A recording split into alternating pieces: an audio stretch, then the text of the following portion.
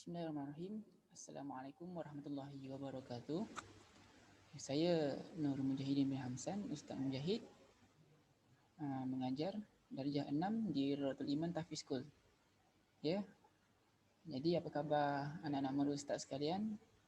Ustaz doakan semuanya agar berada dalam lindungan Allah SWT dan juga dipelihara daripada segala mara bahaya dan dilindungi oleh Allah SWT.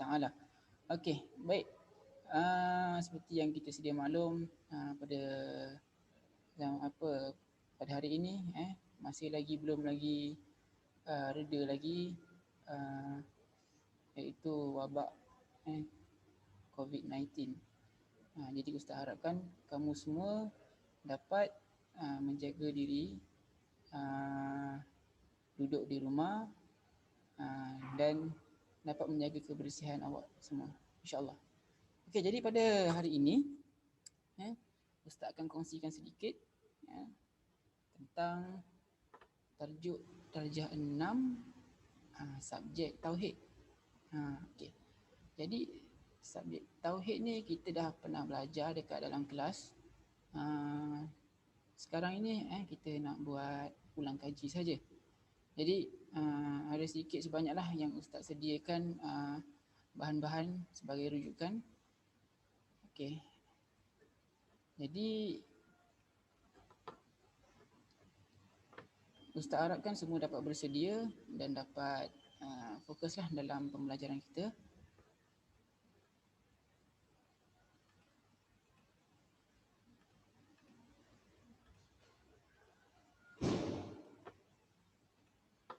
Okay, sebentar ya. Okey, baik. So, untuk pembelajaran kita pada hari ini, kita seperti sedia maklum lah, pengajaran dan pembelajaran kita atas talian. Jadi agak terhadlah untuk Ustaz nak mengajar awak untuk mengetahui tahap kefahaman awak. Cuma yang Ustaz hanya mampu untuk sharekan slide yang Ustaz telah sediakan. Moga-moga ianya bermanfaat. Okey, baik. Kita akan teruskan. Yang pertama tentang bab akidah Islamiah. Bab akidah Islamiah ya.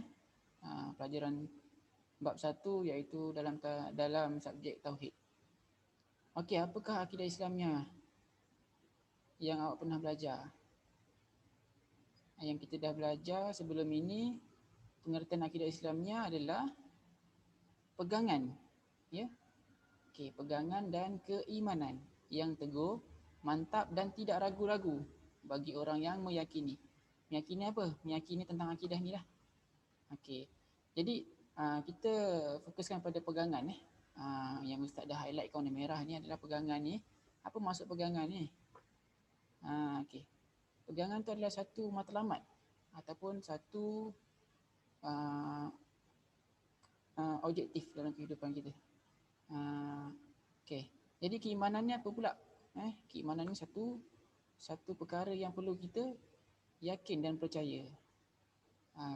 Okey.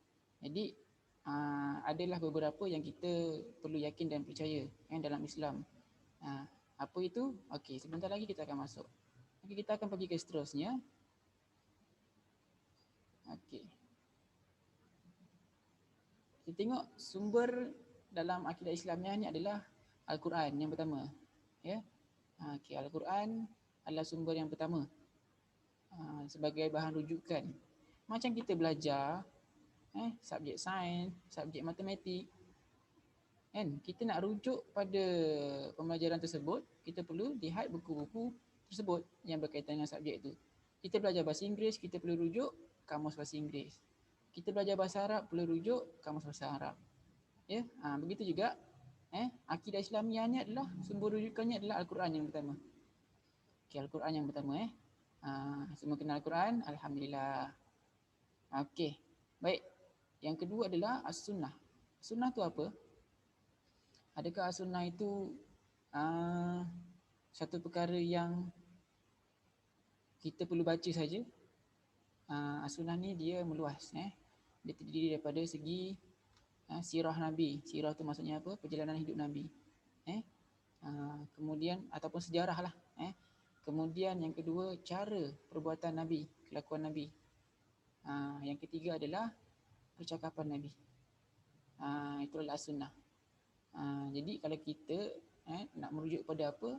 Pada hadis-hadis lah. Hadis-hadis yang diriwayatkan, hadis-hadis Nabawi, hadis-hadis kudusi, hadis-hadis yang sahih lah yang paling penting. Jadi itulah sunnah yang diriwayatkan oleh sekian. Okey, baik. Jadi inilah pegangan kita ataupun sumber kita adalah Al-Quran dan As-Sunnah. Kerana Al-Quran itu adalah wahyu daripada Allah, kalamullah, kata-kata Allah SWT. Okey. As-Sunnah adalah perbuatan, tingkah laku, percakapan dan juga sejarah hidup Rasulullah SAW. Sebab itu, kenapa kita mengucap kalimah syahadah? Asyhadu an la ilaha illallah wa asyhadu anna Muhammadar Rasulullah. Kerana asyhadu an la ilaha illallah, kita mengakui bahawa tiada Tuhan yang berhak disembah melainkan Allah SWT. Bermakna kata-kata Allah iaitu Al-Quran pun adalah kata-kata Allah. Kita tiada keraguan. Okey. Yang kedua, wa asyhadu anna Muhammadar Rasulullah. Iaitu kita bersaksi bahawa Nabi Muhammad itu pesuruh Allah. Jadi kita wajib untuk kita merujuk kepada Al-Quran iaitu kalamullah dan juga As-Sunnah. Rasul yang utusan Allah SWT. Okey, baik. Kita akan teruskan kepada slide yang seterusnya. Kita masuk kepada teras akidah Islamiah. Apakah teras akidah Islamiah? Mudah saja. Apa yang kita belajar tentang rukun iman, itulah teras akidah Islamiah. Okey. Baik, yang pertama apa? Sama je Yang pertama adalah beriman kepada Allah SWT. Yang kedua, beriman kepada malaikat. Yang ketiga, beriman kepada kitab. Yang keempat, beriman kepada Rasul. Yang kelima, beriman kepada hari kiamat. Yang keenam, dan yang terakhir ni adalah beriman kepada qada dan qadar. Jadi kita perlu tahu lebih dalam apakah maksud pada beriman kepada Allah, malaikat, kitab, Rasul, hari kiamat dan qada dan qadar. Bukan sekadar kita mengucap saja dekat mulut, tapi beriman ni merangkumi perbuatan kita. Merangkumi pada hati kita, masuk dalam hati kita. Okey. Contohnya kita beriman kepada malaikat. Macam mana kita nak kita nak tunjuk macam mana kita beriman kepada malaikat? Okey, sebagai contoh, kita tahu malaikat Jibril itu adalah menurunkan wahyu. Okey, wahyu apa yang diturunkan oleh malaikat Jibril yang sampai kepada Rasulullah? Iaitu Al-Quran. Betul. Okey. Sebagai contoh yang lain pula, malaikat Raqib dan Atid. Catat kebaikan, catat keburukan. Kalau kita yakin bahawa ada malaikat yang mencatat, nescaya kita akan sentiasa berwaspada untuk melakukan sesuatu perkara. Itu tandanya kita yakin. Kalau sekadar percaya, tak semestinya orang tu yakin. Percaya, kita percaya ada malaikat. Tapi kita tak yakin. Yakin tu nak cakap macam mana? Nak tunjuk macam mana? Yakin kita nak tunjuk, kita kena menzahirkan perbuatan tu. Mana yang buruk kita tinggalkan, mana yang baik kita kena amalkan. Itu maksud dia. Percaya pada hari kiamat, macam mana? Hari kiamat ini kita belum lagi jumpa. Ataupun belum lagi datang, belum lagi sampai. Tetapi kita perlu yakin bahawa hari kiamat tu akan terjadi. Bagaimana kita nak beriman pada hari kiamat, kita perlu bersiap sedia mulai sekarang. Itu bermakna kita beriman kepada hari kiamat.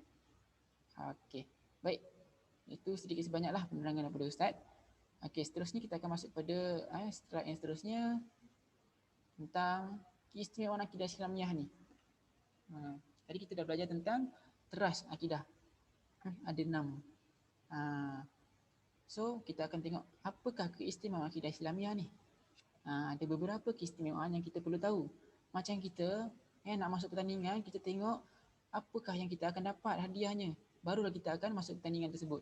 Begitu jugalah kita nak mengenal ataupun kita nak mengamalkan akidah Islamiah ni, kita kena tahu apa keistimewaan yang kita akan dapat. Okey, kita tengok yang pertama apa dia? Tidak ada keraguan. Okey, tidak ada keraguan daripada segi cara kita mengamalkan ke-6 rukun iman ni. Okey. Baik, seterusnya apa dia? Tidak berubah. Rukun iman tetap 6. Teras akidah tetap tidak berubah. Sumber rujukannya tetap tidak berubah. Dua saja, Al-Quran dan As-Sunnah. Okey. Baik. Kalau berubah contoh As-Sunnah, tiba-tiba ada As-Sunnah 1, As-Sunnah 2. Nabi kita ni berpandukan pada Nabi Muhammad sallallahu alaihi wasallam. Tak ada nabi sekarang, tak ada nabi lain dah. Khatamin anbiya, maksudnya menutup segala kenabian. Okey. Baik, kita tengok yang ketiga, istimewanya adalah diiktiraf. Diiktiraf oleh Allah SWT. Okey, baik. Allah tu siapa? Allah tu adalah Maha Pencipta kita, yang mencipta segalanya. Dia Maha Pencipta. Baik, seterusnya yang terakhir adalah mendapat halawat al-iman. Halawatul iman. Maksudnya kemanisan iman. Apa yang dimaksudkan kemanisan iman ni? Maksudnya kita membuat satu amalan rasa seronok. Itulah tanda-tanda halawatul iman. Kita melakukan perintah Allah SWT, kita melakukan satu ibadah, rasa seronok je, tak rasa jemu. Itu namanya mendapat halawatul iman. Okey, jelas di sini? Okey, baik. Kalau jelas, kita akan teruskan ke slide seterusnya. Kita nak tengok sifat-sifat orang yang meyakini akidah Islamiah. Kita boleh cek lah diri kita sendiri. Adakah kita ni mempunyai sifat tersebut? Okey. Macam nak dapatkan sifat tersebut ni, perlu kena cuba dululah. Cuba dulu untuk kita amalkan ajaran Islam, amalkan rukun 6 rukun iman ini. Okey. Baik, sifat orang yang meyakini akidah Islamiah, tengok yang pertama. Okey, cinta Allah SWT. Kalau kita dah beriman kepada Allah SWT, automatik kita cinta Allah SWT. Tapi macam mana kita nak ada rasa cinta kepada Allah SWT? Kita melakukan segala perintah Allah dan larangan Allah hanya kerana Allah SWT. Maksudnya di sini adalah perbetulkan niat. Okey, baik. Seterusnya yang kedua, kita tengok beramal soleh.